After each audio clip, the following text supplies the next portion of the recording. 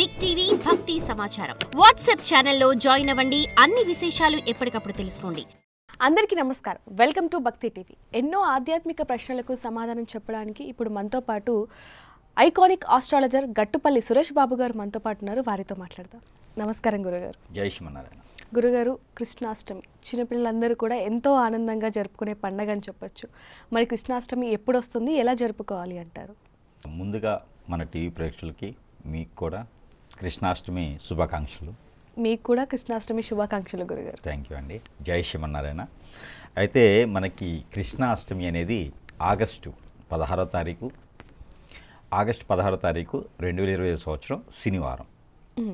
అంటే మనకి శుక్రవారం రోజునే అష్టమి వస్తుంది. కాకపోతే మన తెలుగు సాంప్రదాయ ప్రకారంగా సూర్యోదయానికి ఏదైతే తిథి ఉంటుందో దాన్ని మనం పరిగణనలో తీసుకుంటాం. దానివలన శనివారం రోజునే కృష్ణాష్టమి జరుపుకునేందుకు పెద్దలు నిర్ణయించి చెప్పబడింది. మన శాస్త్రం కూడా అలానే చెప్తూ ఉంది. అయితే దీని ప్రకారంగా కృష్ణాష్టమి ఆగస్టు 16వ తారీఖే 2020 సంవత్సరంలోనే శనివారం రోజు చేసుకోవాలి. ఇది ముఖ్యమైనటువంటి విషయం. అయితే చిన్నపిల్లలందరూ కూడా చాలా ఇష్టంగా జరుపుకుంటూ ఉంటారు కృష్ణాష్టమి. ఆ రోజు చిన్నపిల్లలు ఆడవాళ్ళు కావచ్చు, మగవాళ్ళు కావచ్చు, కృష్ణుడి వేషం, ఇటువైపు రాధా వేషం వేస్తూ ఉంటారు. అసలు కృష్ణాష్టమి రోజు అలా వేషాలు వేయచ్చు అంటారా? వాళ్ళ రూపాన్ని అంటే వాళ్ళు వేసుకోవచ్చు అంటారా? అంటే ఇక్కడ ఒకటే అండి, ఇంట్లో పెద్దవారు ఉంటారు అనుకోండి, మా తాతగారు ఉన్నారు, ముత్తాతగారు ఉన్నారు అంటే మనవాళ్ళలోనూ ముదిమనలోనూ ఏం చూసుకుంటారంటే నా అంశ పుట్టింది, నా అలా చేయాలని చెప్పేసి వాళ్ళు వేసుకునే డ్రెస్సులు అలంకరణ చేసేసి మురిసిపోతూ ఉంటారు. అలానే కృష్ణుడు కొంతమందికి ఇంటి దైవంగా కొలుచుకుంటారు. అలానే కృష్ణుడు కొంతమందికి ఏంటంటే ప్రేమదాయకమైనటువంటి దేవుడిగా కొలుచుకుంటూ ఉంటారు. ఇంటి దైవమే అవ్వాల్సిన అవసరం లేదు. అలానే మన ఇంట్లో ఎలా అయితే పెద్దవారు ఉంటారో అదేవిధంగా కృష్ణ భగవానుడు కూడా మా పెద్దవాయన అనుకుంటూ కూడా పూజించే వాళ్ళు చాలామంది ఉన్నారు. అవును. వారందరూ కూడా ఏంటంటే మాకు పిల్లలు పుడితే మొక్కుబడితో చేసేవాళ్ళు చాలామంది ఉంటారు. మాకు పిల్లలు పుడితే మీ వేషధారణ కృష్ణాష్టమి రోజు వేస్తాము ఇన్ని సంవత్సరాలు అని చెప్పేసి అని ఉంటుంది.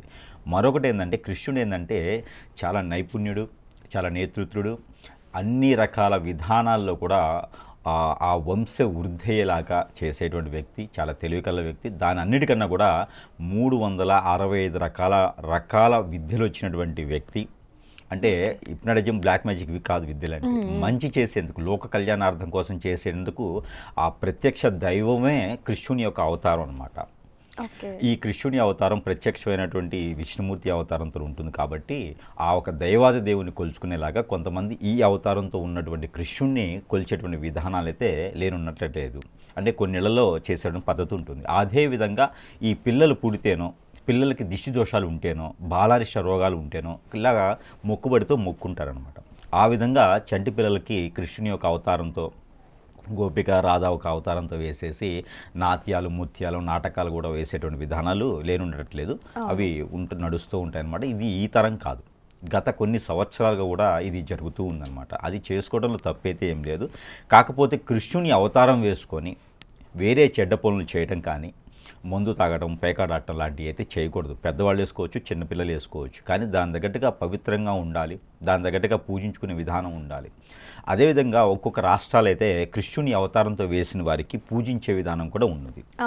ఈ ఒక గోపిక అవతారంతోనూ, రాధా అవతారంతోనూ ఇవన్నీ కూడా వేసి కుర్చీలో కూర్చోబెట్టేసి పెద్దవారందరూ కూడా వారికి ఉన్నటువంటి దిష్టి దోషాలే కావచ్చు, కాలసర్పదోషం, నాగదోషాలే కావచ్చు, వాళ్ళకి ఇంకేదన్నా దోషాలు ఉంటే కూడా వెళ్ళిపోయేందుకు ఆ దైవాతి దేవుడితో కృష్ణుడిని మనం కొలుస్తున్నాం అనే ఒక ఆరాధ్యతగా మనం తీసుకొని ఆ పిల్లలకి పూజించే విధానం కూడా ఖచ్చితంగా కొన్ని రాష్ట్రాలైతే మనం చూస్తూ ఉన్నాం. అది ప్రాంతీయ ఆచార ప్రకారంగా. అయితే మన చంటి పిల్లలకి కృష్ణుడు, రాధ, గోపిక లాంటి అవతారాలు వేసుకోవచ్చు. దానిలో ఎటువంటి ఇదైతే లేదు. అయితే గురుగారు, మామూలుగా చూసుకుంటే కృష్ణాష్టమి అంటే చిన్నపిల్లలకి వేషధారణ వేస్తూ ఉంటారు. ఇది మాత్రమే అందరికీ తెలుసు. కానీ అసలు కృష్ణాష్టమి ఎందుకు జరుపుకుంటాం అనేది అందరికీ తెలిసింది.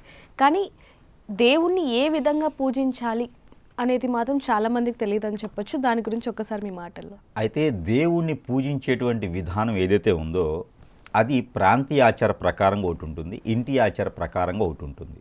మనం దేవుణ్ణి ఏ రకంగా కొలవచ్చు. కానీ వారి ఆచార ప్రకారంగా ఉన్నప్పటికీ కూడా అపకారంగా చేయకుండా, అపచారంగా చేయకుండా ఉంటే సరిపోతుంది. కొన్ని నియమాలు ఖచ్చితంగా పాటించాలి.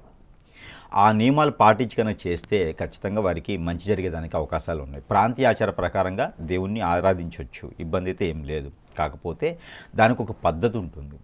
దానికి స్నానం ఆచరించి శుద్ధి శుభ్రంగా ఉంచుకొని ఇల్లంతా శుద్ధి చేసుకొని పసుపు నీళ్ళు చల్లుకొని గంధపు నీళ్ళు చల్లుకొని ఆవు పంచకం చల్లుకొని ఇంట్లో చేసుకుంటూ, అలానే గోశాలలో కూడా కృష్ణాష్టమి చేసుకునేటువంటి విధానాలు బాగా ఉంటాయి.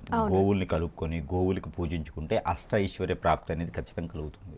కృష్ణాలయంకి వెళ్ళేసి కృష్ణుణ్ణి రాధమ్మని కొలవడం ఒకటే కాదు, అలానే ఆ రోజున గోవులకు పూజించడం కూడా గొప్ప విషయం. గోవుని పూజిస్తే ఖచ్చితంగా వారి ఇంట్లో అష్టైశ్వర్యాలు కలుగుతాయి.